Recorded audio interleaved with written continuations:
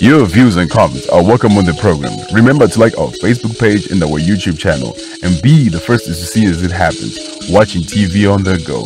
Sly Media TV. Building bridges. Your views and comments are welcome on the program. Remember to like our Facebook page and our YouTube channel and be the first to see as it happens. Watching TV on the go. Sly Media TV. Building bridges.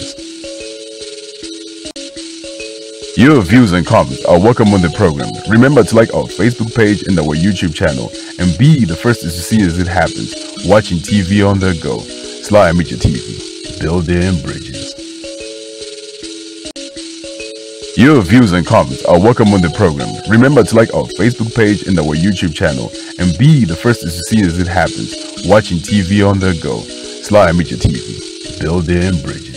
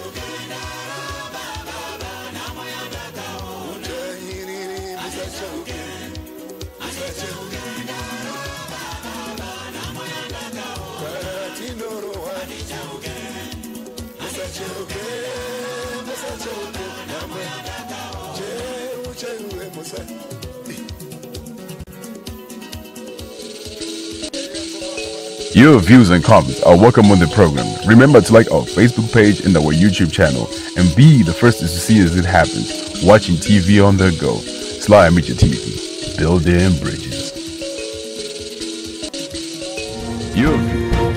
Hello viewers, my name is Doug Vikela and you're watching Sly Media TV.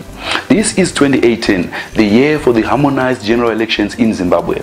The year the excitement is shooting over the roof. This political party saying we've got it in the bag. This political party saying we will have the majority. At Sly Media TV we bring you a program that takes a journey. It takes a journey into who is representing who. Which constituency is he representing? Is he the right candidate? What does he have to offer? Hashtag the candidate 2018 will be interviewing your candidates from your different constituencies. Be it senators, councillors, MPs, even the presidential candidates, and we hear their manifestos, we hear their promises. The good part is, as they promise, you will be able to interface with them. You'll be able to send your messages. You can even send us questions to ask them, what is it that is burning in your heart? If you are an aspiring candidate also, you might feel we'll leave you out or you feel left out. If you feel you have any manifesto to sell, you can contact us on the details on the bottom of our screen. Sly Media TV, building bridges.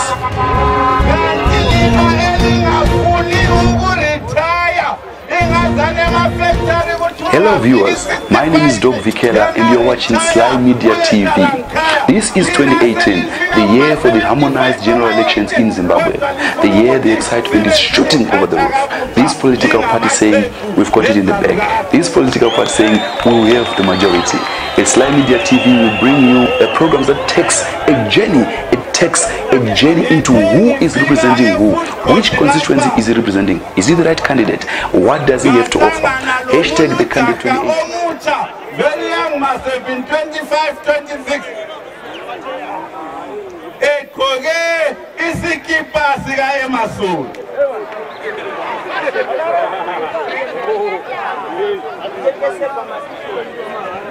Namangala bambuza majakate nkambala ukuthi kanti nawe na ungaga uyafika ithethi ngawula msebenzi kodwa ufuna ukuthumeza iqhequ eselile ama 8 years ukuthi liye emsebenzini wena uhlezi nkhaya.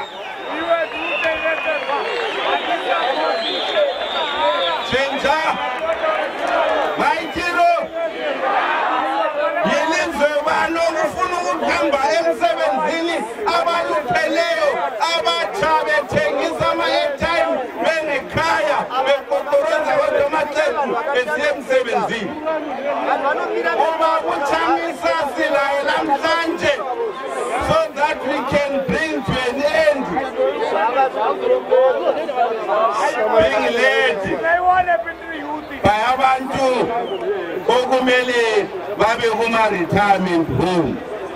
Kasithi mucha kuphela. We are saying among us, he has the best vision. Among us, nguye lombono obona kakuhle ukuthi phambili ngale iZimbabwe izakhiwa njani. Ukuthi indlela ekhona imisebenzi engekho izale kanjani kakuthi eZimbabwe. Chenja Kotona Ezenzo asifuna abantu abadala abayibo abavala iZimbabwe bathi Zimbabwe is open for business. Kumele ivulwe ngabatsha abalombono yokulungisa impilo zenu.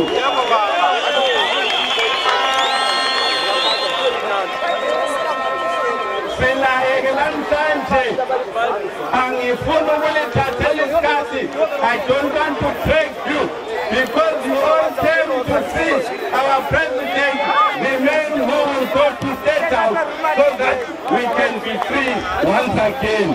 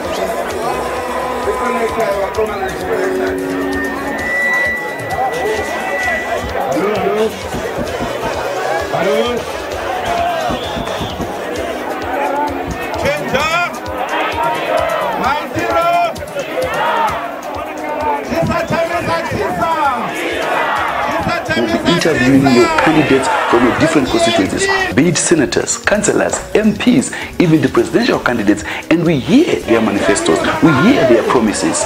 The good part is, as they promise, you will be able to interface with them, you'll be able to send your messages, you can even send us questions to ask them, what is it that is burning in your heart?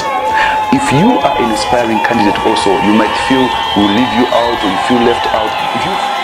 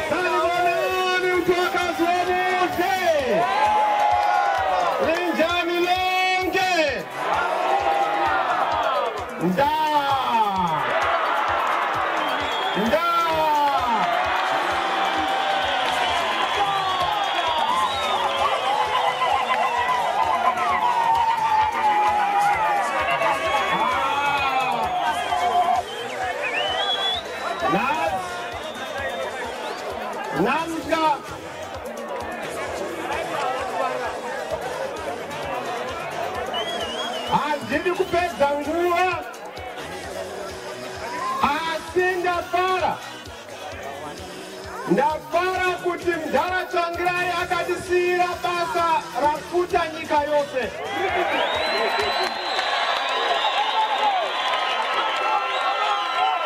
Hakusi kugona kwedu, hausi uchenjeri hwedu, asi nguva yekuti Mwari vakuti makofaro sunungura vana veZimbabwe.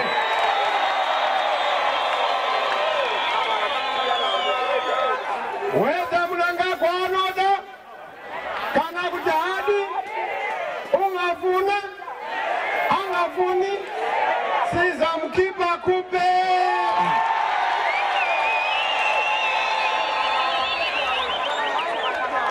Saka nhasi ndiri kutenda murume asiri pano, murume akatibatira basa for the past 18 years.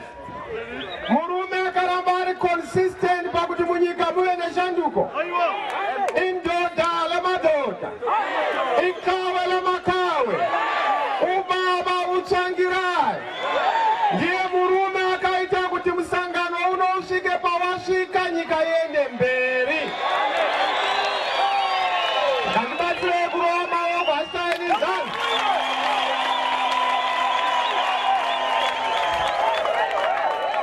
Asika pauiswa kamupana wechidiki Moses akatanga basa asi rinopedziswa naJoshua ka. Gore rino pageja hapana munhu. Tinogovesa nemusono, tinogovesa negotsi.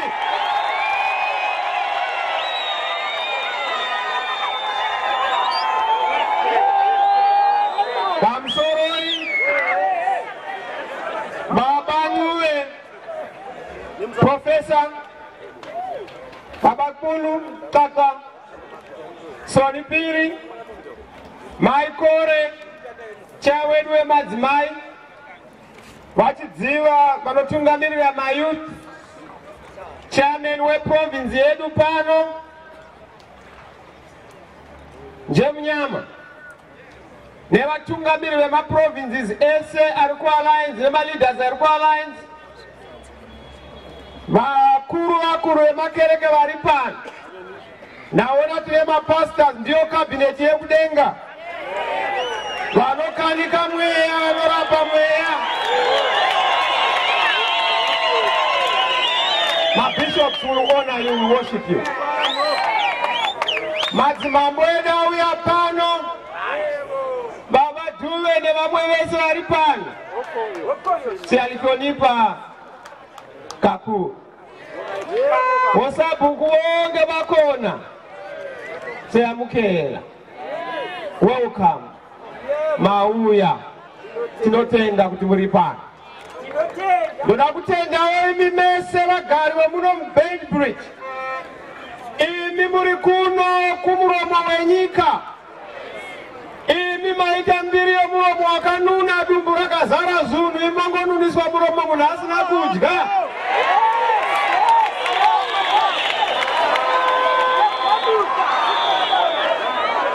chokutanga ndoda kutendai nokuzadza nekutsemura stadium zvamaita imi munangagwa anga ari kurova sikapu mazano nekunopisa nekutya ino neiyi anorohwa nemudumbu chaimo kana karisati wenga amuki unombozomuka jisa baba jisa tukula ndafara stereki kuti pandauya pano taiuya kuno nomudhara changirai munozviziva gore negore asi mawandiro amazoita akwakumberi akwakuseri akuseri zvinorere maoko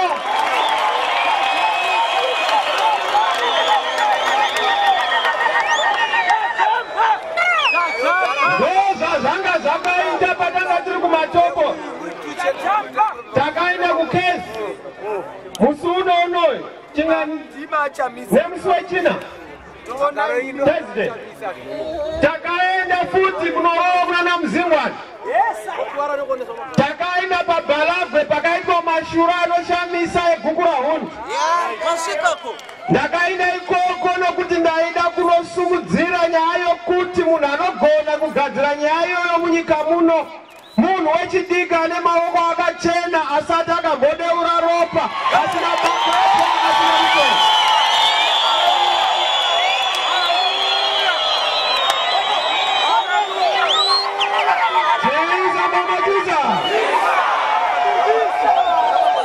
takabva ipapo takaenda kuMzingwane ndakashambiswa nechembere dzanga dziriko vogogo lavadhala vedu vanoratidza kuti chinja yapinda mutsinga dzomunhu wese wese dzapinda kumadhara dzapinda kuvana vadiki yapinda nemuzanu ndosaka muchiona division yapinda muzanu ichinja mweya weshanduko wawabata ndakanakidzwa neamai vaimba vachiimba kasonga vaimba kakandinakidza kasongika uye muimba amai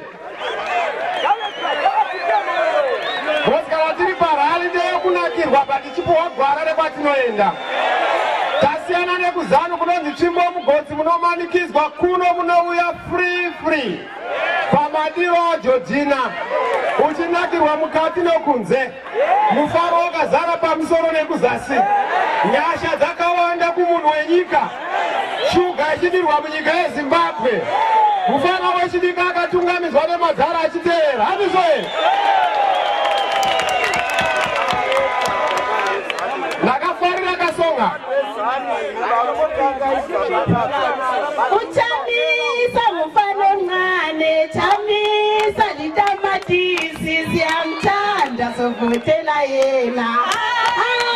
Ay baba, ay baba, siyamthanda sovotela yena. Uthamisa libotoboto, uthamisa litamatisi, siyamthanda sovotela yena.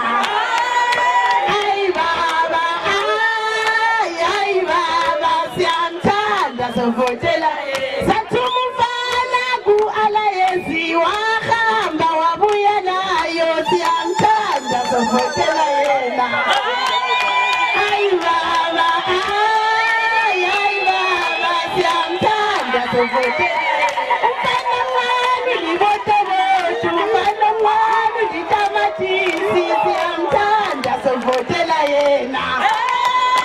Ay baba, ay baba, siyamthanda sovotela yena. Unanga kulilemoni, nanga kulibilebile, siyamzonda sivoteli.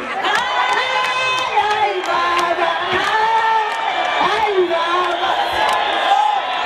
Chiza mama chiza.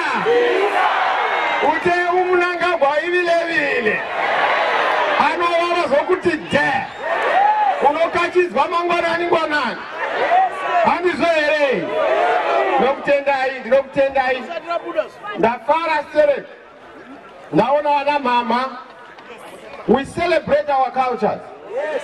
You, Baba. Andizwe. Yes. Wewe kuna wana mama.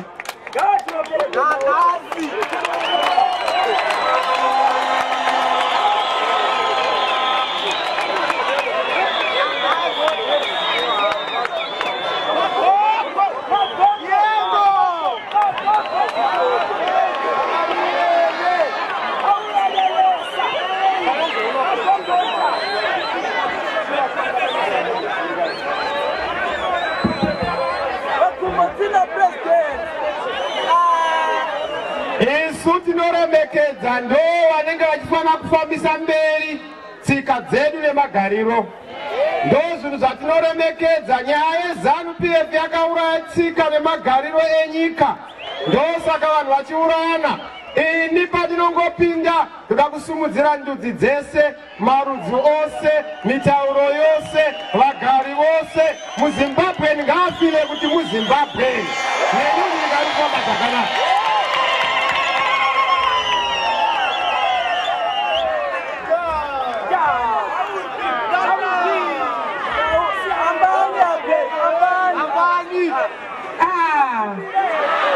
Wetani watu chinja metirako ezoko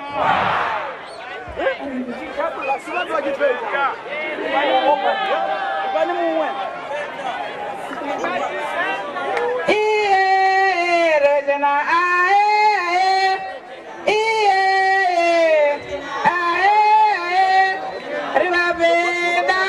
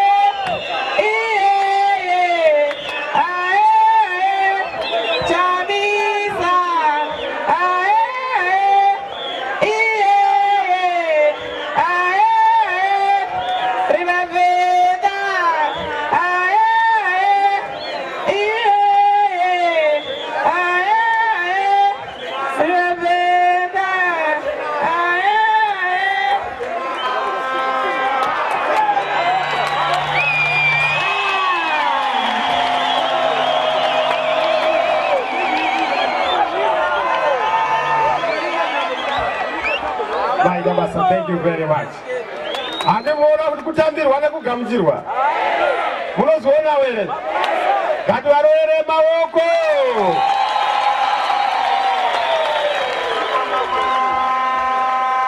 Handichade kupedza nguva. Nese munozviziva kuti gore rino 2018 igore rekunopedzisa zvatakatanga.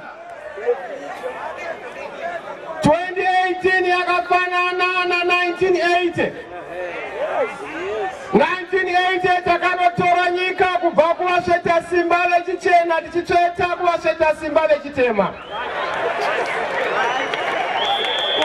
Nhasi muna 2018 takunotora simba revanhu toridzorera kuvanhu kuitira kuti vanhu vazive kuti vatungamiriri havasiwo mashefu. KuZANU-PF mutungamiriri anonzi shefu. Kwatiri neNew Culture vanhu ndo mashefu. Mutungamiriri anofana kuziva kuti mombe yekuronzera gama wakaringa nzira. Kwete kugama wakatarisa kugama uchidimbura muswe kana kudambura hono dzenyika. Zvamunoona zvinoitwa neZANU-PF ndeyekuti pavakaunza culture yavo vanomarginalize communities. Ini pandiri kupinda, the first thing handinoda kuita is to devolve power and authority. Masimba auye kuvanhu, amandla awantwini. Kunoku kunofana kuti kana riri bhodha redu richange riri guta guru manje manje ngarive neHome Affairs Office mapasipoti achipuhwa muno.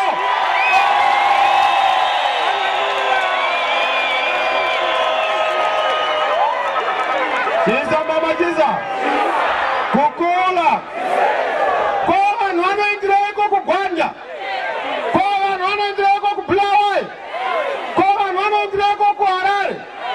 Vanhu vari muno ndo munofana kunge mune musika mukuru wemapassport wemabirth certificate. Pandinongopinda muna September office paBed Bridge yeHome Affairs.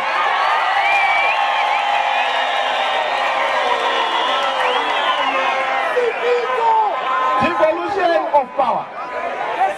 And they say tiri kudaro. Aiwa nditesana Mnangagwa kumananga nasikana varimo mukati. Bhodha iri ndaudzwa nhasi kuti vanhu vanoda 5 hours matraka asati akliwa. Nhasi ndaudzwa kuti vanhu vanoda chamutanhava kutambura vachichekwa mapasipoti pabhodha.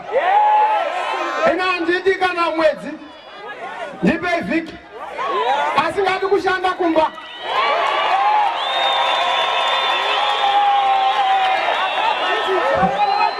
Kwende zvaMnangagwa, Zimbabwe is open for business with a closed border.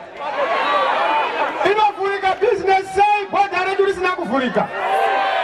Toda bhodha rekuti munhu akasvika tee wapinda muSouth Africa, akabva South Africa tee wapinda muZimbabwe. Izvo zvinoda vapana vechidiki hazvigonekwe nangwena vana ngaidzokere mumvura.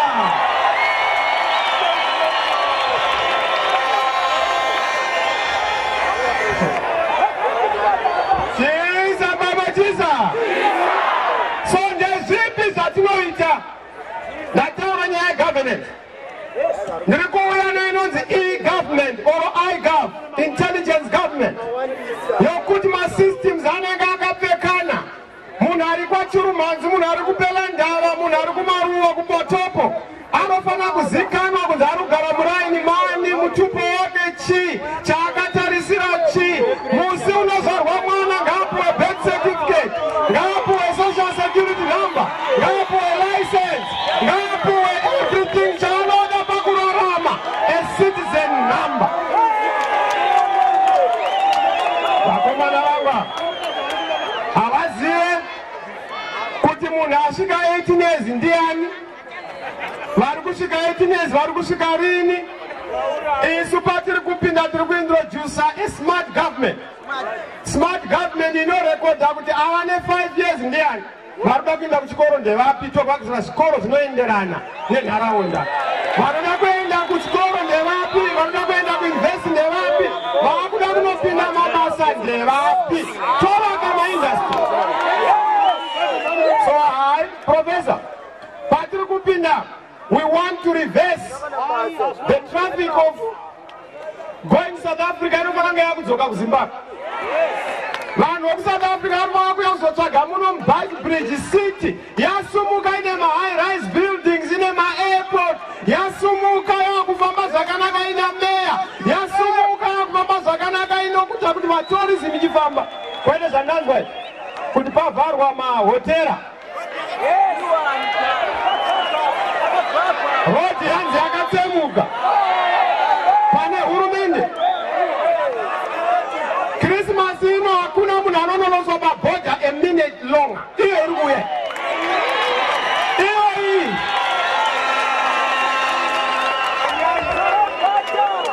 tipei mukana tigadzire nyika hatibatanei pamwe chete tigadzire chii saka nyaya yokutanga indava yokutala nekugadzirisa government chauya nyika munyika muno musoro wakaparara unotema hurumende ndo dambudziko munyika muno mageti asati ashayikwa muchipatara panotanga pashayikwa hurumende mari isati yashayikwa mumabhengi panotanga pashayikwa hurumende migwagwa isati yatanga kuita matambudziko ekutsemuka panotanga pashayikwa hurumende saka patoda kugadzirisa maaccident roti makaiona kuti iri kuita dambudziko yekubva pano kuenda kuharare kuenda kuchirundu kungoenda nondi varungu ndiani anoda kuuya kuzogadzira rodi kuzimbabwe ndiri kupai 1 year kuti upedze kana watadza kupedza haugoni basi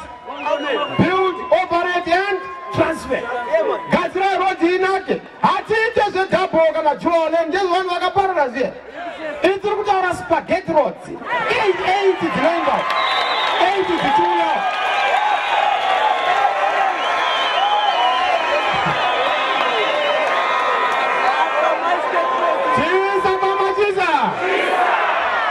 zvinganetsa sei muzimbabwe zvisinganetsi kusouth africa zvinganetsa sei muzimbabwe kubotswana zvichiitika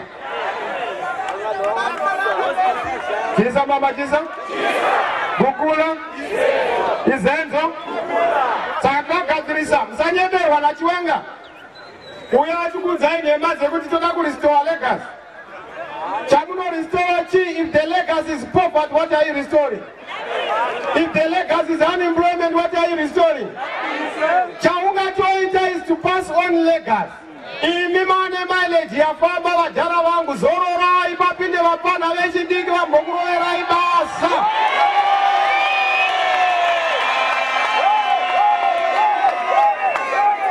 eka ndakavaudzakai tinodakaona mwe mubana pagovernance prof mbana anonzi mukupe kuharare kwaamwa mahewa adhakwa mani tikanzi masoja haazopichamisa kana pakange pawinwa ndikati yowe anondizira zvakanaka here mubana chiza mama chiza ini ndiri juruka pandaruma ndotosiya musoro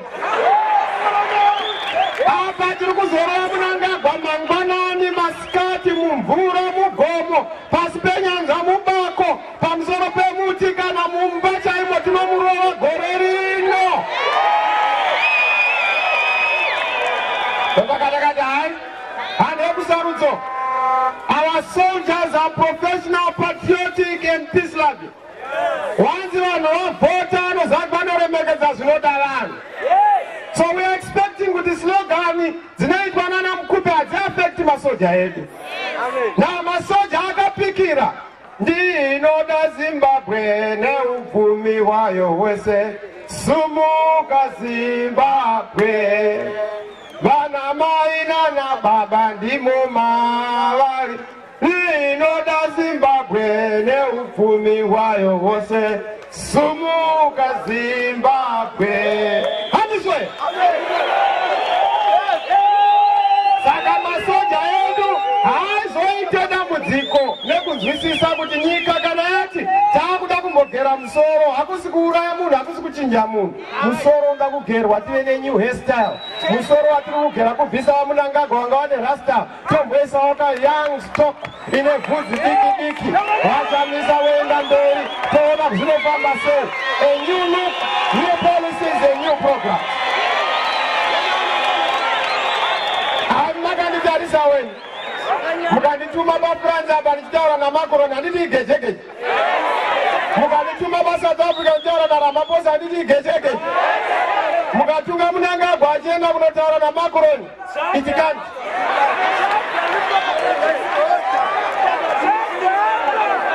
Aiwa proper fraction ka. Havachanzwisisi kunotaurwa nyaya digital age.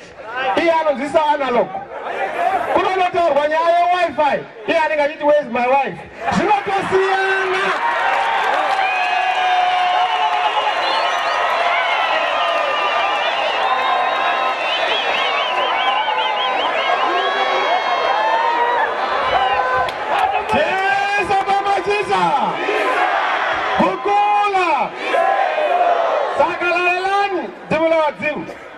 Is why number one, to know God is a government. Towanenyika, but a country. We must have a nation in a vision, in a values. Yokutino God is a national healing munyika. Nika yeni ne kuchema. Nika yeni ne government is responsive and responsible. Van wakaura one kukura hunt. Van wakabirwa mari mabanga. Van wakabirwa mari mapensions. Van wakabirwa mari nemurambachina property kaparadzwa. Van vane nhamo yezvinhu zvavakaitirwa nehurumende maaccident akauraya hama dzavo no compensation. Toda kuenda ipapo, first thing is to apologize to everyone who has been aggrieved by this government. Topukuta misodzi pamatama, so that there is forgiveness, there is healing, there is truth in this country.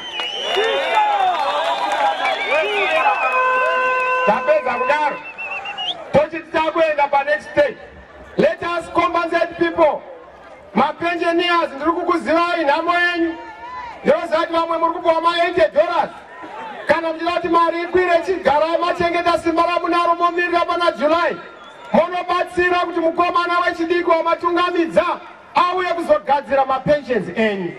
Makuru vese ndoda kuwedzera mapension emadhara. Zvavakashandira uye mudya ndigere kwete mudye ndimire. Vari kutambura madhara edai. Hapana zvavakafira makoresi. Toda kudzorera nyaya yemapension. Ndiri kutaura panyaya yegovernment, panyaya yenational healing, panyaya yekumeka sure kuti nyaya yakaitika kumatebhelendu toda kuigadzirisa. Haitungamirirwe nenational peace and reconciliation inobva kuHarare. That's not the best way to do it. Ngaitungamirirwe nemachiefs, ngaitungamirirwe nemasabhuku, ngaitungamirirwe nemafundisi mumacommunities. Tobvunza kuti akauraya ndiani, waiurayirei, kumbira ruregerero. Kana wakumbira ruregerero toenda mberi. Let's compensate those who were victimized. Tapedza compensation toenda community reparations. Ekuti community ne-community benefit. Tapedza kudaro toti takuenda mberi. Asina kubuda pachena ari ega. Tomuteera nemutemo tokuti iwe takakubata kuti wakauraya asi wakaramba kubuda pachena pa 6 months dzatakakupai dzenational healing. It's not for retribution. It's for purposes of uniting the country to move together. Hakuna nyika inofamba ine misodzi pamatama. Basa, if we rine vanhu vari kuchema kumatebheleland. KuBhalagwe kwandakaenda ematebheleland young. There are people who were killed for politics. On June 2008, there are people who were killed for politics. That chapter cannot be wished away. So that will gadzirisa kuti vakaurawa ivavo tivakumbirire ruregerero hama dzavo dzasara vanenge vane dzimba dzasara dzisina kuchengetwa. We compensate them as a government. Mari tinayo. Kurudiri kudyiwa nevakomana. Money is there. Ukaona hurumende inopa 15 billion nyika isingabroki kurakidza kuti mari iyoyo irimo yakazara munyika.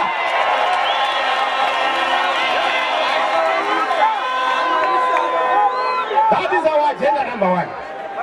Tiri ipapo toda kuintroduce new culture mugovernment. Nyaya yecorruption yanetsa. Mukatarisa vaMunangagwa ndakataura ndikati hakuna mosquito inokiwa malaria.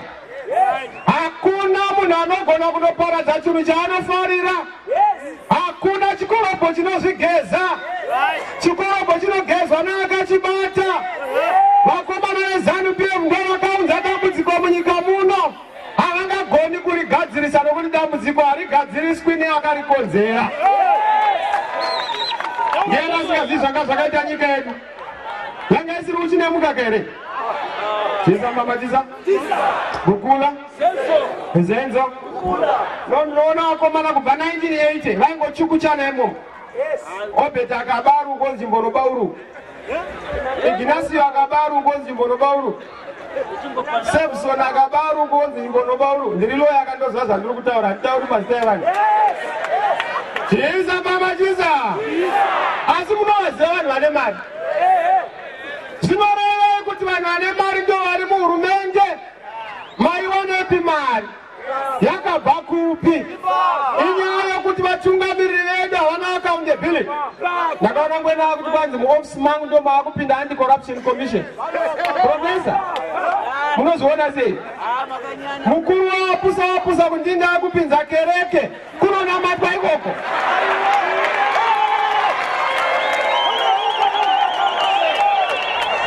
Tinoziziva patiri kupinda isusu. There has to be an anti-corruption commission. Inosunga vanhu vanenge vapa mari. Inosunga vanhu vanenge vashandisa mari yemusangano, mari yenyika zvisina mutemo. Munoziona zviri kuitika muhurumende medu. Tarisai zvakaitika paZimbabwe. Havadi kutora accountability. Vakaba mari kuZimbabwe, vakaba mari kuGNB, vakaba mari kwese kwamunoziva kumadiamonds kuchiyadzwa. Vakaba mari kune Muchabezi project yamunoziva. Vakaba mari kuZambezi water project haiperi. Iyi rodi yaifananga yakaitwa takaza vakanzura vanongodhiga vakazati maelection yakuuya unzano taakutanga kupedza rodi yamanzi yakupera manzi yakupera. Maelections angopera zodzokera zvazo kunogara zvikomana nezisikana. Ndonyaya toda kugadzirai.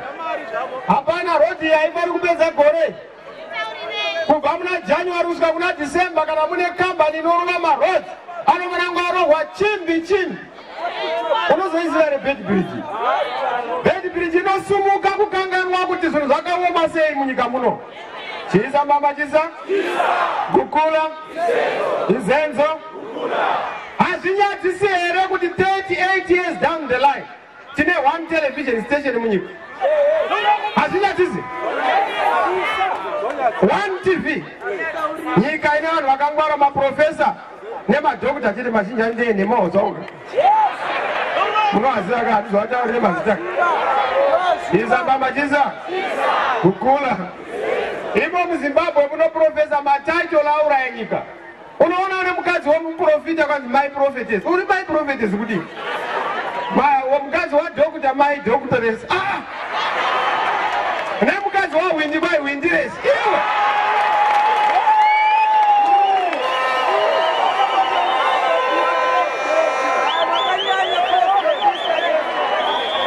Ndonyaya netsa. President is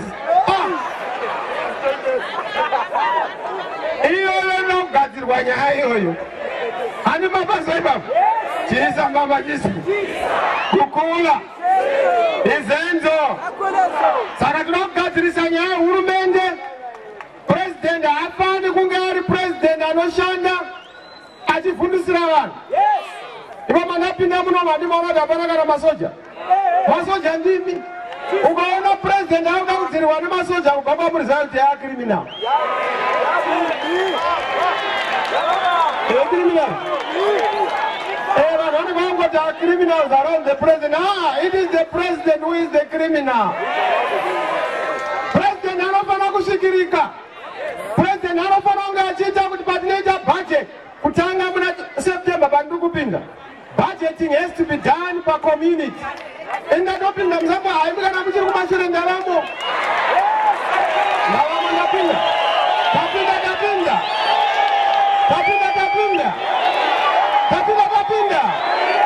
Chisa baba chisa. Gukula. Chero mukasa gota muno ndozodzora ndapinda mutetawo. Kuti ndauyawo. Mabhepi ndakavhoterwa. Hasati averengwa aiwa ndakavhoterwa kare. That is the confidence we have. Yekuti kunopinda gore rino. Saka nyaya yekutaura ndagadziriswa is the budgeting process. Toda kuti budgeting itwe from community level. Ndaiona mkono wangu kuRwanda mkoma Paul Kagame. Professor, he's doing a wonderful job.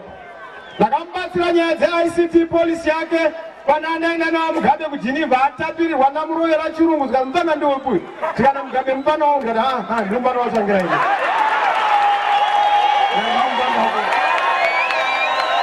Kuna kunjimba naye.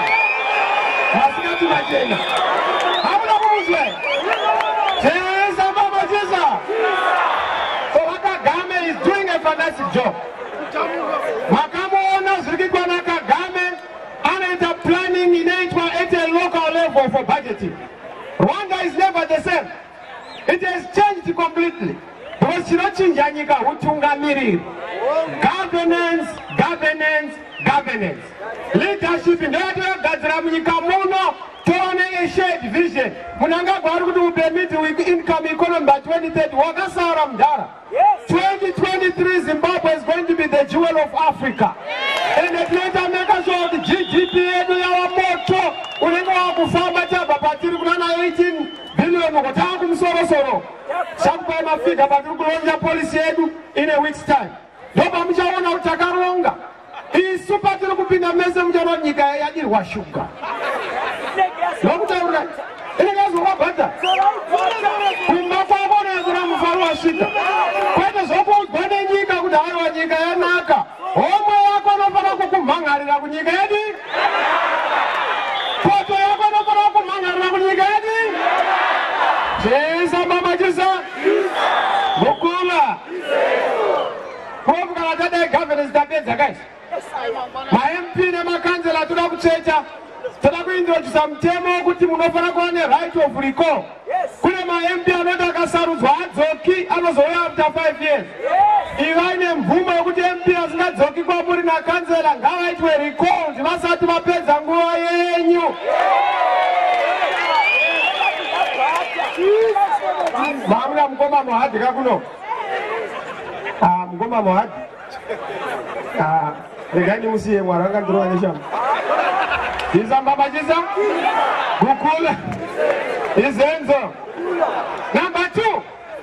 Tirikugadzirisa nyaya ya economy. Indipandiri kupinda nyaya upfumi hwenyika is priority number 1. Yakudza nyaya devolution. But muno toda a city status for Bedbridge. Not just in name. But yokuona ma roads arimo, yokuona ma hotels arimo, yokuona kusumudzwa kunoita unofana kuti uri pa border city, uri pa border town, uri pa Bedbridge iripo padhuze ne South Africa. Kwete kuti development is just separated nesu nekuda kwerwizi. Ukangopinda mu South Africa waro wane mafoni, waro wane kuvaro. Ukangodzoka mu Zimbabwe waro wane kwashi nemasuwe. Toda kupa chinja ipapo. Tiza baba tiza. Gukula. Izenzo. So economy. Asi kuti gadzira economy nezvinhu zvinogadzirwa chokutanga nyaya yemabasa. Indiri kutaura kuti mpaka wachinja. 2018 munhu wese kupi? 2018 munhu wese kupi? Aiwa, musi kuti kubasa uchingoti kubasa uri vamba. Unofana kutendeka kazvive nepower. 2018 munhu wese kupi? 2018 munhu wese kupi? Why ndiri kudaro? Vazhinji vari kuti mabasa anogadzirwa sei? Chokutanga munyika muno munogadzirwa nyaya yeconfidence. Hakuna munhu ane confidence nepanochengetwa mari. Hakuna munhu anonochengetesa mazai kuMungu nokuti Mungu ine mbiri yokurova mazai. Hakuna munhu anonocheta mari mubank kusina masavings. Isu patiri kupinda tinogadzirisa nyaya yebanking culture. Nyaya ndinogadzirisa number 1 inyaya yemari. Bondi noti pandinongopinda out. Wabongana kuvunzani kana mabvisa bondi noti moita sei. Bondi noti kana rabuda chatiri kupinza kunopinda tiri kupinza US dollar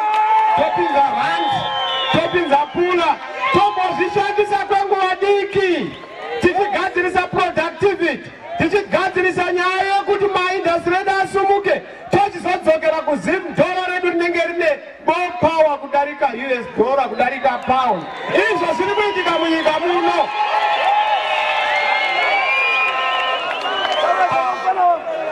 Kune vanhu vasingazvitendi vanoti hazviitike.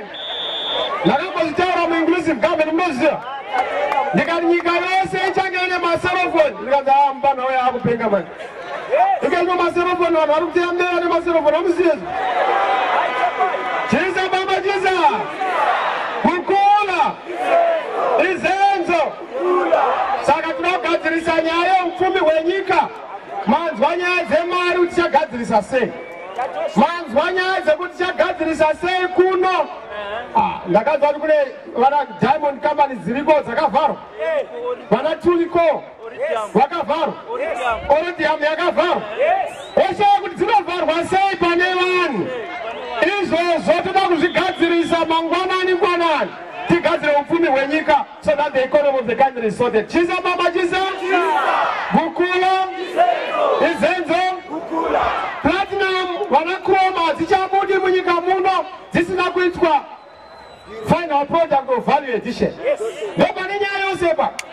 Izvo ndozvimwe zvatiri kugadzirisa so that upfumi hwenyika hudirwi tinogadzirisa pamwe chete. Pane nyaya yechikwereti chenyika. Vamwe vari kuti uchaita senate nyaya debt question. Chikwereti chenyika hachinesi. We are going to introduce nyaya yokuti debt forgiveness, but also debt restructuring. But toenda manje kune inonzi highly indebted poor countries. Tonotanga kuno negotiate kuti mari yaitorwa nevanhu vaida kuba mari. Tinzurewo tsitsi titange patsva muone isati be mari so that tobvisa vana muzvikwereti zvakatorwa nematsotsi akaenda. Totanga patsva. Chisa mama chisa. Bukula. Chechitatu isocial agenda. Ini ndakataura ndikati vedwe vabereki kubva grade 1 kusvika grade 7 nangana ine uniform chete. Hurumende inobhadhara chikoro chefisi.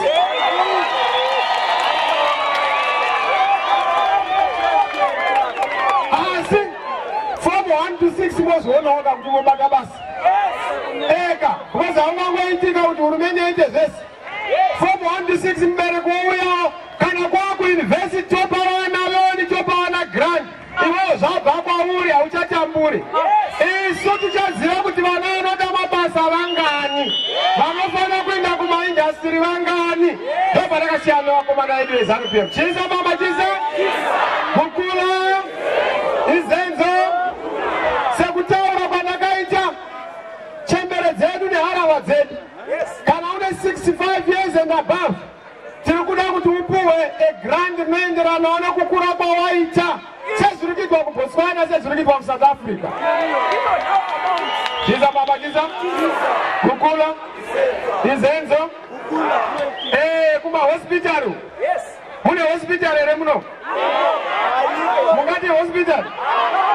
Hospital isina mvura. Hospital yangofanana nekunotora shopping list yokuti zviri zvaunofana kuuya nazvo kuchipatara. Toda kugadzira zvipatara zvedu zvidzoke paya pekuti munhu akaenda kuchipatara anorapwa nemunhu chete. Hospital inenge ine majekiseni ine mishonga. Asiwo vanorwara nezvirwere zvekenza, vanorwara neBP, vanofana kuiswa paprogramu yehurumende inoti hapana munhu anofa nekenza, hapana munhu anokuva neBP kana nechirwere cheshuga. Ndozvatoda kugadzira izvi. Maminista, hakuna anonorapwa kunze kwenyika. Gadzira mahospitari enyu. Kwete kuti iwe hausati wagadzira hospitari yako dainda panext door kunorapwa. Gadzirisa mumusha mako urapwe mumusha mani. Ndopa tinogadzira ipapo. Ndo agenda yetoda kuuya nayo. Chisa baba chisa. Bukula. Izenzo. Tisati tapedza ipapo ndataura nyaya infrastructure. Nezvatoda kugadzirisa pamabhodha pedu zvinhu zvinake. Vanoita clearance vandiudza kuti vanopedza nguva yakareba vachikumbira macertificates. Hauyi vakaapply for macertificates, hauyi chop chop. Patinopinda because it's real time ukaapply ipapo certificate yako ngaibude. Wobva watoiwana ipapo waita basa rokuclear. Pasina distinction yekuti uri high big company here kana kuti small company. Ndonyaya yatoda kugadzirisa iyoyo discrimination iripa.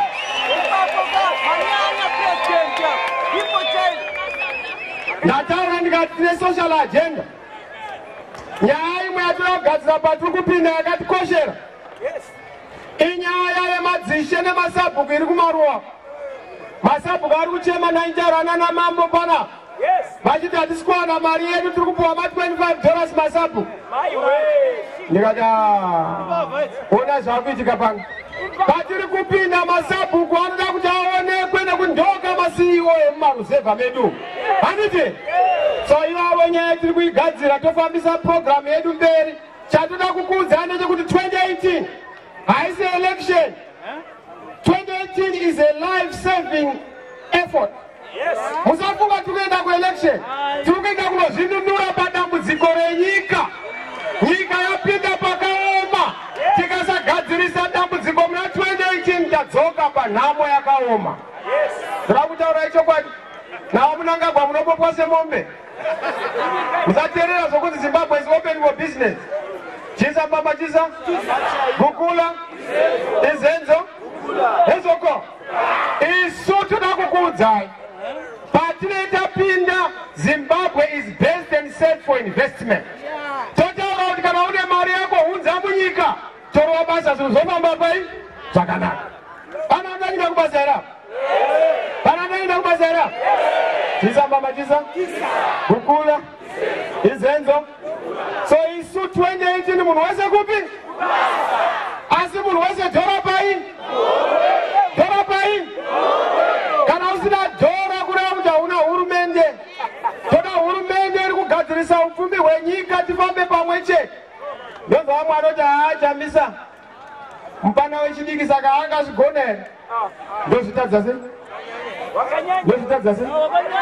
Ndipei muone. Ndakapana Maronga Nyandela. Given half the chance I score twice. Ndipei mukana. Ndine madhara angu ana profesa atooneka achitiwonesa ka munhu anofamba nemadhara ake. Ndakataura ndikati difference yangu neZanu. Zanu vanotungamidza madhara. Kwedu tinotungamidza vafana.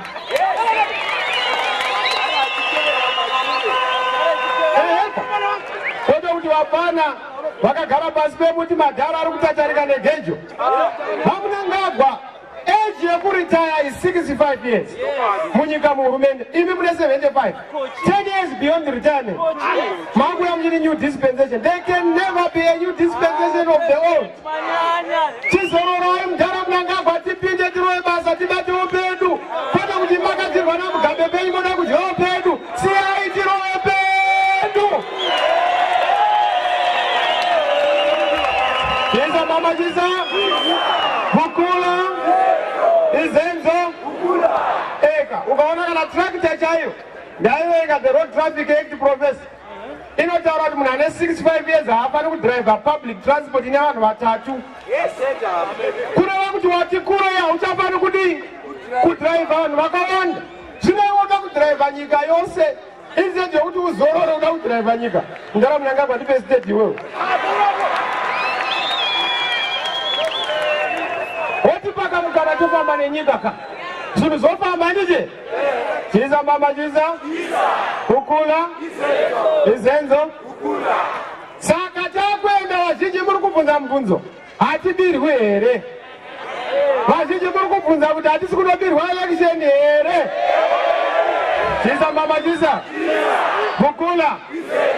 Ndopedzisa ndichiti. Ndosaka ndakataura kuti gore rino ballot paper toda kuona kuti anoripurinda ndiani. Uye rinopurindwa kupi? Uye nekambani ipi? Kusvika rasvika maoko menyu ballot paper tinoita karifudza. Takaisa inonzi anti-rigging team iri kutreka vakomana vakuona kuti vanoda kutamba chisodzi chipi. Saka tiri kuvabata chinembo-tamba musoro takabata.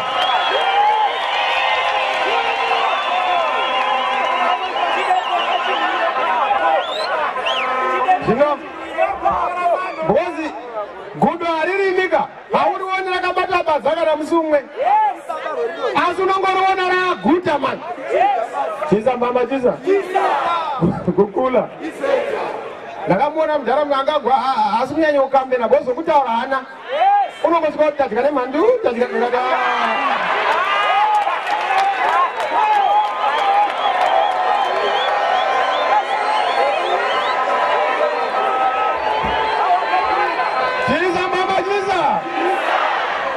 tichingotonga ndikati objective yako is very narrow. Chakungotonga navaizere mhepo chikweru unoti unotonga inyika isina mari.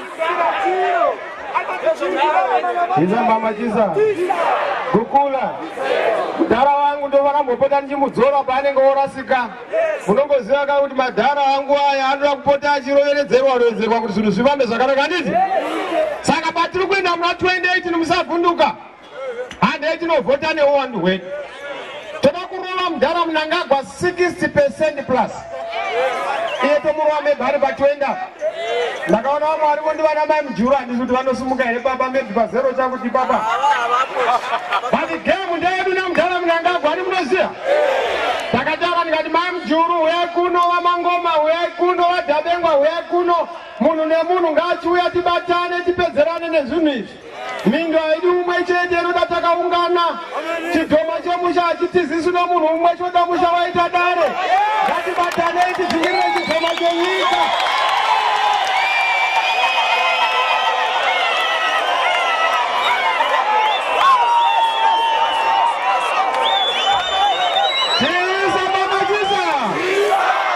Aiwa vaMnangagwa vasiwe chidhoma.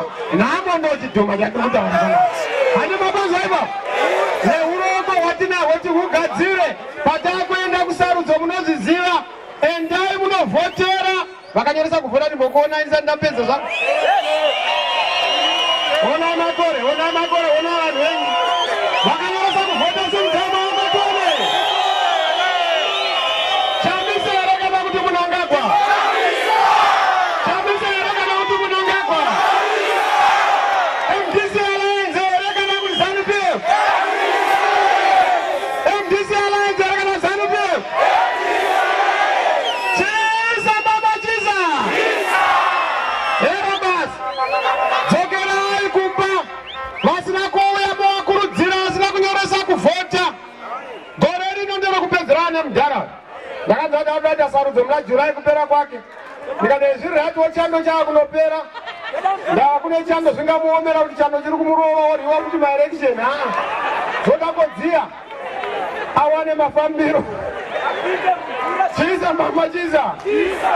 Saka haiwa gadzirirai patiri kudzoka muno.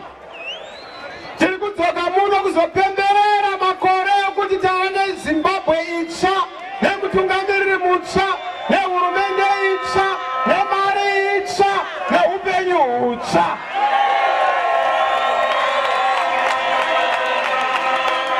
Nokudzoka muno asibambane sive moya munye saki sizwe zetu svanane namajuva svanane namajuva svanane namajuva svanane namajuva. Toda runyararo muZimbabwe toda kubatana movhotera heti yenyu president MDC Alliance. Oro sketi yako ne blouse MDC Alliance MP. Oro butsu dzako kansela wako MDC Alliance. Toda kupukuta ZANU-PF gede to gede, border to border. Ndimi muri kuno kuruzhowa rwenyika. Chiitai kuti ruzhowa runge rwakasimba. Tipukute ZANU itame munyika. Munyika muwe nerugare. Maita basa Benbridge, thank you very much. God bless you. God bless you. God bless you. We love you. God bless you. Thank you very much.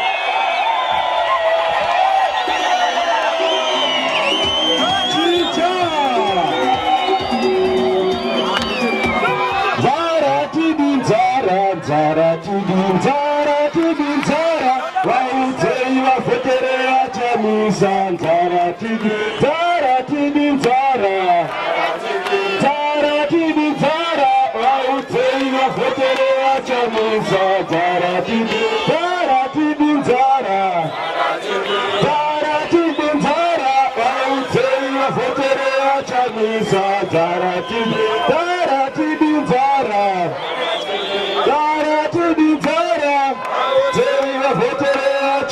Sandara, Salwa, what look tonight?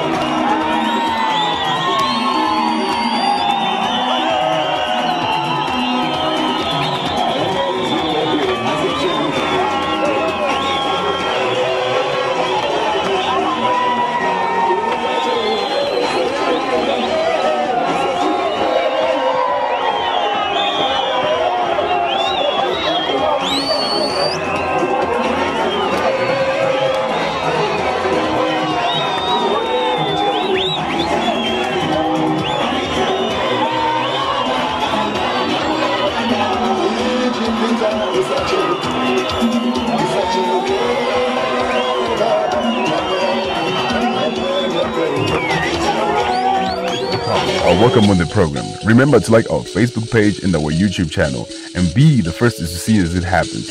Watching TV on the go. Sly Media TV. Building bridges. If you have any manifesto to sell, you can contact us on the details on the bottom of our screen. Sly Media TV. Building bridges.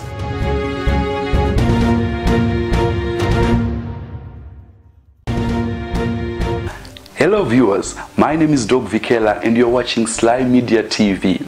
This is 2018, the year for the harmonized general elections in Zimbabwe.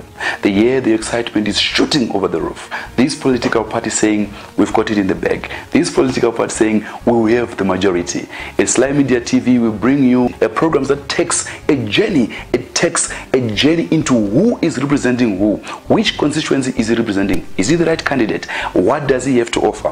Hashtag the candidate 2018 will be interviewing your candidates from your different constituencies. Be it senators, councillors, MPs, even the presidential candidates, and we hear their manifestos, we hear their promises. The good part is, as they promise, you will be able to interface with them. You'll be able to send your messages. You can even send us questions to ask them, what is it that is burning in your heart? If you are an aspiring candidate also, you might feel we'll leave you out or you feel left out. If you feel you have a manifesto to sell, you can contact us on the details on the bottom of our screen. Sly Media TV, building bridges.